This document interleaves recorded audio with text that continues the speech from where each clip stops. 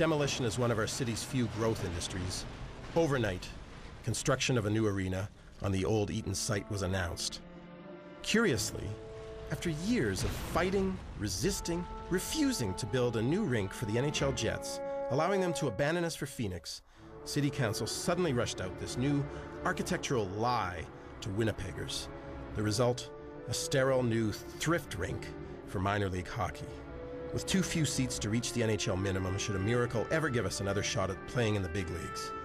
A ridiculous, politically motivated tragedy with the corporate name Empty Center.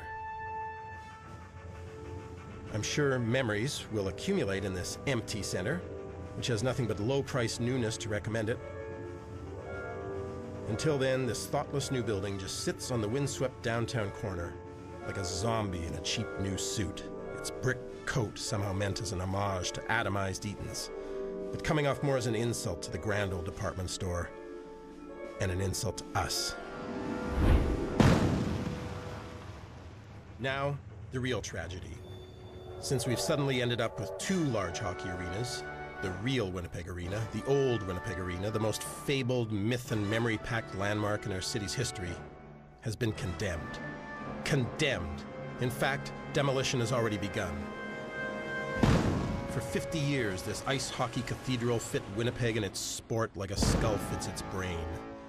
This building was my male parent, and everything male in my childhood I picked up right here.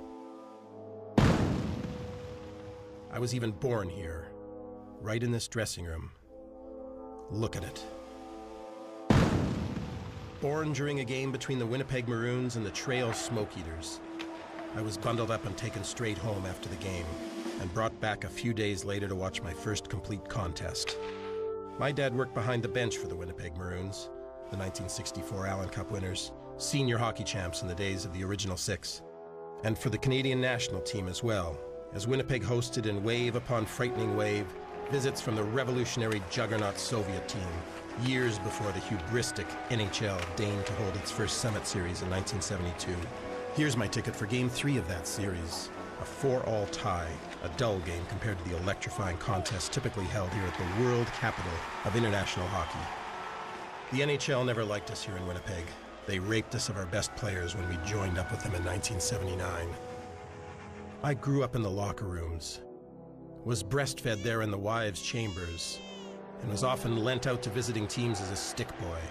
I met my first superstar in the Soviet showers, dazzled by Anatoly Firsov as he emerged from the steam, naked except for the lather mantling his torso. Positively smitten by him, I once stole his famed number 11 jersey, taking it home and sliding it over my nude body to take a few erotically charged secret slap shots before tossing it into the forks for fear the KGB would catch me wearing it. I nearly fainted from the touch of its fabric and the fear.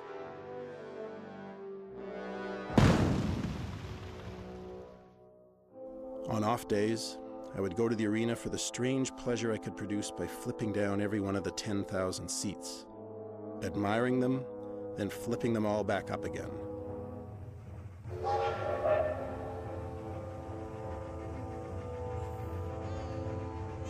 Urine, breast milk, sweat, the hockey cathedral's holy trinity of odors.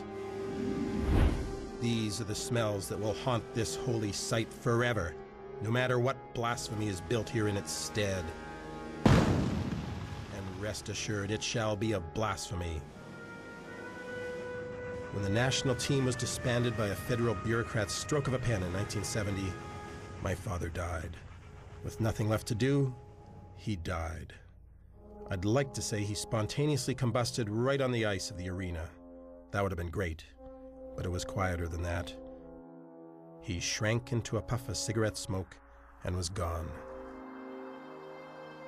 Now, my building lies like a heart ripped open in the snow, closed to the public which worshipped in it. What if Eaton's had never gone down? What if? But an odd assortment of players in their 70s, 80s, 90s, and beyond continues to play in the old barn despite the first few thumps of the Wrecker's ball. The team is called the Black Tuesdays, in defiance of the day in October 1929 when the world crashed into depression. The players are old Jets, Maroons, or from earlier eras, the Warriors, the Victorias, even the Falcons, who won Canada's first Olympic gold medal in hockey in Antwerp, 1920. Cease Brown, voted Athlete of Manitoba's first century in 1970. Ole Turnbull, Buster Thorstenson, curly-headed George Cumbers, Smiley Zama, so named for the numerous head injuries which have left him eternally happy. Other veteran greats, Baldy Northcott, Fred Dunsmore, greatest of all the Maroons and best athlete in the history of Manitoba. As a child, lived at 3 different addresses, all of them on Minto Street. Strangely, and perhaps a testament to the mystical synchronicities always holding sway in this city, his future wife Margaret dwelt as a child in the same 3 houses, long before ever meeting her future husband. Billy Mosienko, Winnipegger, scorer of the fastest hat trick in NHL history at 21 seconds, and owner of a fantastic bowling alley on North Main. On the Falcons, Connie Johannesson, Frankie Fredrickson, the most beautiful of all the Falcons, Huck Woodman. It is even rumored that the heavily bandaged goaltender who plays is the late Terry Sawchuk, the NHL's all-time leader in wins and shutouts at the time of his mysterious death over 3 decades ago. But that's impossible, of course. They suit up in the collapsing old dressing room where they laced them up as youths. No one knows why the Black Tuesdays formed.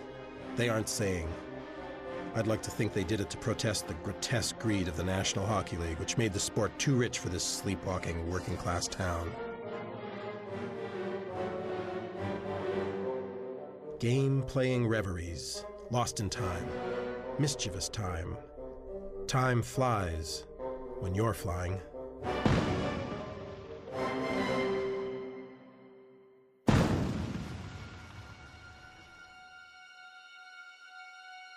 The unfeeling coroner's chisel breaks in the bones of the temples, gets at the memories. With great sadness, for the last time ever, and wearing a hard hat, I relieve myself, as I've done a million times before, in the building's famed urinal trough, the last man in the illustrious history of this temple to do so. Within minutes, the trough will be ripped into oblivion, and soon too will the great careers of these wonderful souls.